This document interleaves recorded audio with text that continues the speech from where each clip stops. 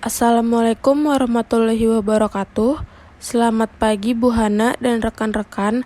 Kami dari kelompok 14 ingin mempresentasikan materi psikologi abnormal dan patologis mengenai perilaku normal anak dan remaja pada disabilitas belajar dan retardasi mental.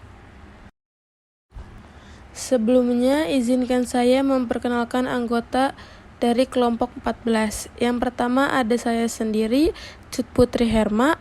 Yang kedua ada Vidya Rizkia Putri Permadi. Yang ketiga ada Khairiyah. Dan yang keempat ada Muhammad Nizar. Disabilitas belajar atau bisa disebut sebagai kesulitan belajar adalah sebuah kelainan yang membuat individu menjadi sulit untuk melakukan kegiatan belajar yang efektif. Hal ini terkait dengan perkembangan gangguan motorik dan persepsi yang meliputi kesulitan belajar bahasa dan komunikasi, serta kesulitan belajar dalam penyesuaian perilaku sosial. Kesulitan belajar tidak hanya mengenai penguasaan pada materi belajar, akan tetapi terdapatnya kaitan dengan psikologis seperti kekurangan motivasi, perasaan tidak senang, dan sebagainya. Menurut DSM, Diagnostic and Statistical Manual of Mental Disorder, pada gangguan pembelajaran terdapat spesifik untuk mencangkup berbagai jenis disabilitas yang melibatkan kekurangan yang signifikan dalam keterampilan membaca atau disleksia, menulis, aritmetika dan matematika, serta fungsi eksekutif, di mana kekurangan ini berdampak signifikan terhadap prestasi akademik. Pada disabilitas belajar, terdapat beberapa jenis gangguan belajar. Yang pertama, dispraksia. Gangguan ini menyerang kemampuan motorik yang berfungsi untuk mengatur pergerakan dan koordinasi. Anak dengan dispraksia biasanya sering menabrak saat berjalan atau sulit untuk melakukan hal-hal sederhana seperti mengikat tali sepatu dan sebagainya. Yang kedua, disleksia. Gangguan ini mempengaruhi cara anak dalam memproses atau mencerna bahasa. Disleksia menyebabkan penderitanya sulit untuk membaca dan menulis. Gangguan ini juga bisa menyebabkan seorang anak sulit untuk menyusun kata-kata dengan benar. Yang ketiga, disgrafia. Disgrafia mengganggu kemampuan anak dalam menulis. Penderita disgrafia juga umumnya mengalami beberapa masalah seperti tulisan tangan yang tidak terbaca, berbicara tidak jelas, dan sulit untuk menulis apa yang ia pikirkan. Yang keempat, diskalkulia. Diskalkulia mempengaruhi kemampuan anak dalam berhitung. Gangguan ini memiliki banyak bentuk dengan gejala yang berbeda-beda, di mana anak dengan diskalkulia umumnya kesulitan menghitung dan menghafal angka. Yang kelima, auditory processing disorder atau gangguan proses mendengar. Gangguan ini mempengaruhi cara otak dalam memproses suara yang didengar, sehingga penderita gangguan proses mendengar ini juga seringkali sulit untuk membaca, membedakan suara, memahami penjelasan dalam bentuk suara, dan mengingat hal-hal yang sudah ia dengar. Yang keenam, visual processing disorder atau gangguan proses melihat. Gangguan ini mempengaruhi cara anak dalam mencerna informasi secara visual. Penderita gangguan proses melihat sulit untuk membaca atau membedakan dua objek yang mirip. Penderita gangguan proses ini juga memiliki masalah dalam koordinasi tangan dan matanya. Dapat dilihat di sini terdapat beberapa faktor yang menjadi penyebab dalam kesulitan belajar, yaitu pertama, suasana belajar kurang mendukung, kedua, landasan belajar yang kurang, tiga, kurangnya adanya tujuan yang jelas, empat, lingkungan belajar yang kurang mendukung, lima, alat peraga yang kurang sesuai kebutuhan, enam, penyampaian belajar. Di sini terdapat penanganan dalam kesulitan belajar. Yang pertama, alat terapi breathing duration, kedua, alat terapi sabuk konsentrasi, ketiga, alat terapi wicara talk tool, keempat, alat terapi audio visual mini LED proyektor, lima, alat terapi konsentrasi. Definisi retardasi mental. Retardasi mental merupakan suatu keadaan di mana para penyandangnya mengalami keterhambatan atau berhentinya perkembangan fungsi intelektual, yang ditandai dengan IQ di bawah rata-rata. Gangguan keterampilan seperti kemampuan kognitif, berbahasa, motorik, dan sosial, disertai dengan keterbatasan dalam area fungsi adaptif pada masa kanak-kanak, seperti kemampuan komunikasi, perawatan diri, keterampilan interpersonal, keterampilan akademik, pekerjaan, kesehatan, dan keamanan. Retardasi mental dapat terjadi pada periode perkembangan dari lahir sampai usia 18 tahun. Terjadinya retardasi mental dapat disebabkan oleh adanya gangguan pada fase pranatal, perinatal, ataupun postnatal. Retardasi mental menjadi beban penyakit tersendiri di dunia sebesar 12% pada tahun 2019 dan diperkirakan meningkat 15% pada tahun 2020.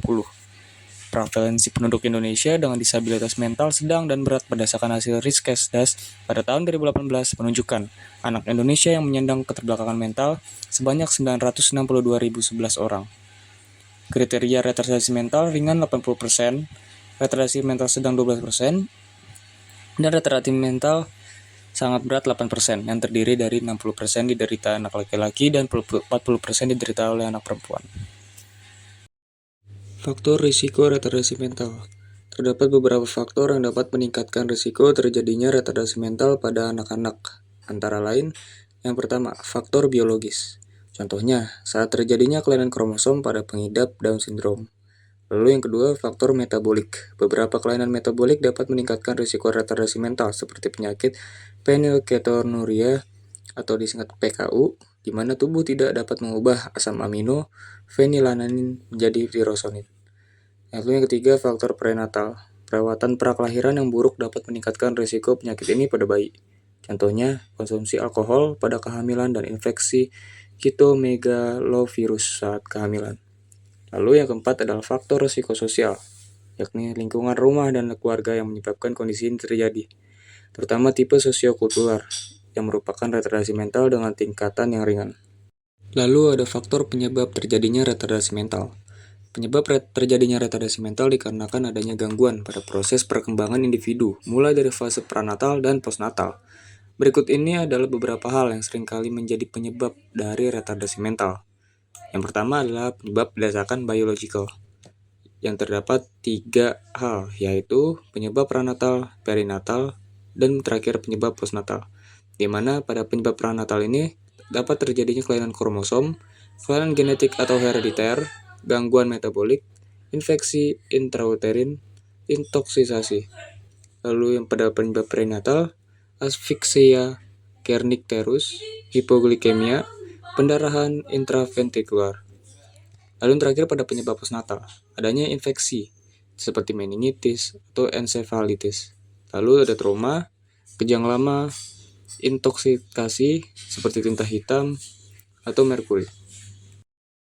Selanjutnya ada klasifikasi retardasi mental. Menurut Robinson dan Robinson 1976, terdapat 4 level retardasi mental dalam DSM-4-TR yang masing-masing berhubungan dengan satu rentangan tertentu di bagian kiri kurva, distribusi normal inteligensi yang terukur. Tingkat keparahan gangguan ditentukan berdasarkan fungsi adaptif dan bukan fungsi intelektual. Berikut klasifikasi level retardasi mental. Yang pertama ada retardasi mental ringan yang IQ-nya 50 sampai 55 hingga 70. Sebanyak 85% dari orang yang terkena retardasi mental masuk ke dalam kategori retardasi mental ringan. Retardasi mental ringan dikategorikan sebagai retardasi mental yang dapat dididik atau educable.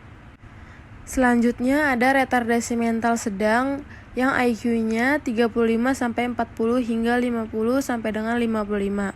Sebanyak 10% dari orang yang mengalami retardasi mental masuk ke dalam kategori retardasi mental sedang.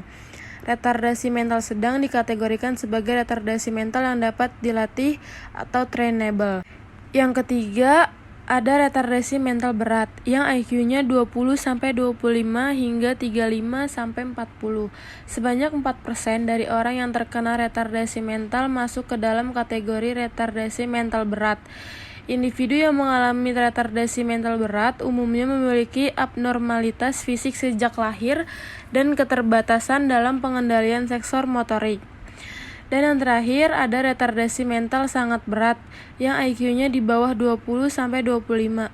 Hanya sebanyak 1 sampai 2% dari individu yang mengalami retardasi mental masuk dalam kategori retardasi mental sangat berat. Individu yang mengalami retardasi mental berat membutuhkan pengawasan dan pendampingan secara total, serta sering kali harus diasuh sepanjang hidup mereka. Selanjutnya ada pencegahan retardasi mental. Pencegahan retardasi mental dapat primer mencegah timbulnya retardasi mental atau sekunder mengurangi manifestasi klinis retardasi mental. Sebab retardasi mental yang dapat dicegah antara lain infeksi, trauma, intoksikasi, komplikasi kehamilan, gangguan metabolisme, dan kelainan genetik. Selanjutnya ada penanganan retardasi mental. Berikut penanganan retardasi mental yaitu yang pertama ada rumah sakit atau panti khusus. Penempatan di panti-panti khusus perlu dipertimbangkan atas dasar kedudukan sosial keluarga, sikap dan perasaan orang tua terhadap anak, derajat retardasi mental, pandangan orang tua mengenai prognosis anak, fasilitas perawatan dalam masyarakat, dan fasilitas untuk membimbing orang tua dan sosialisasi anak. Yang kedua, ada psikoterapi. Psikoterapi dapat diberikan kepada anak retardasi mental maupun kepada orang tua anak tersebut. Yang ketiga, ada konseling. Tujuan konseling dalam bidang retardasi mental ini adalah menentukan ada atau tidaknya retardasi mental dan derajat retardasi mentalnya, evaluasi mengenai sistem kekeluargaan dan pengaruh retardasi mental pada keluarga, kemungkinan penempatan di panti khusus atau konseling pranikah dan prenatal. Yang terakhir ada pendidikan. Pendidikan yang penting di sini bukan hanya asal sekolah, namun bagaimana mendapatkan pendidikan yang cocok bagi anak yang terbelakang ini. Terdapat 4 macam tipe pendidikan untuk retardasi mental, yaitu kelas khusus sebagai tambahan dari sekolah biasa, sekolah luar biasa atau C, panti khusus atau pusat latihan kerja. Sekian, terima kasih telah mendengarkan materi yang telah kami bacakan. Kurang lebihnya kami mohon maaf. Wassalamualaikum warahmatullahi wabarakatuh.